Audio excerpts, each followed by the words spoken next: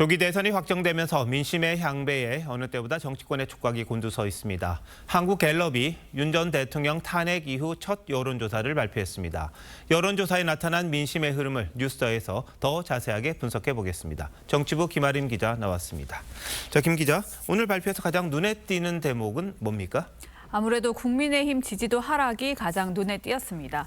국민의힘 지지도는 일주일 만에 5%포인트 떨어진 30%로 조사됐는데 계엄 직후 20%대까지 떨어진 이후 최저치입니다. 민주당은 지난주와 같은 41%였고 격차는 11%포인트 차였습니다. 대통령 탄핵으로 중도층은 물론 전통적 지지층에서까지 지지율이 동반 하락한 게 배경으로 꼽힙니다. 네, 보수층이 좀 응답을 안 했을 거다 이런 해석도 있긴 하더라고요. 자, 주자별 지지율도 한번 볼까요? 대선 주자 1위 여전히 이재명 전 대표였나요?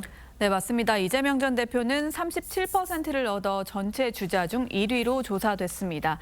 지난주보다 3%포인트 올라 올해 들어 가장 높았는데 대선 국면이 본격화하면서 지지층이 결집한 거란 해석이 나옵니다. 네, 여기에 차출설이 나오고 있는 한덕수 대행도 이번 조사에 이름을 올렸다고요?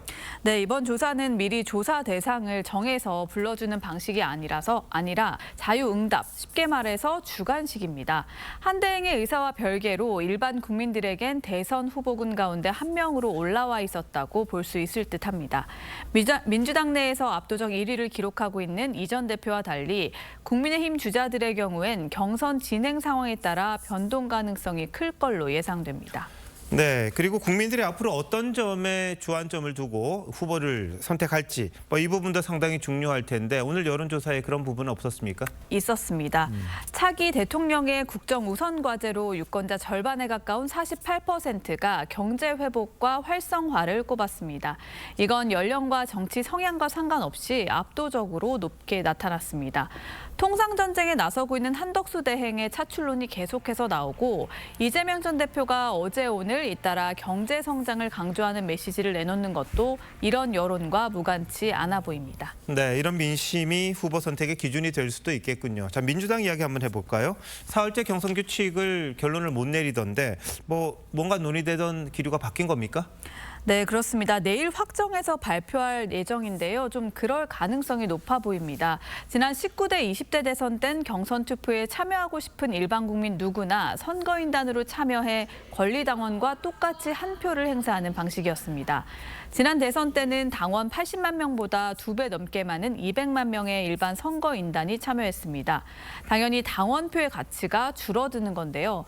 이번에도 이런 방식으로 논의 중인 걸로 알려졌는데 이번엔 그렇게 하지 않을 가능성이 높아졌다고 합니다. 자, 그렇다면 당원 지지세가 강하죠. 이 전 대표가 아무래도 유리할 것 같은데 그렇게 안 해도 이미 압도적이지 않습니까? 네, 물론 이 전 대표 측은요. 경선 룰은 특별당규준비위원회가 정하는 것이라면서 어떤 방식이든 따르겠다는 입장입니다. 다만 민주당 일각에선 4년 전 이재명, 이낙연 두 사람이 맞붙었던 것과 연결짓는 해석을 내놓고 있습니다. 당시 경선에서 순항하던 이재명 후보는 3차 선거인단 투표에서 이낙연 후보에게 크게 뒤지는 결과가 나왔습니다. 이변이 나올 가능성은 크지 않지만 작은 변수라도 줄이겠다는 뜻으로 보이는데요.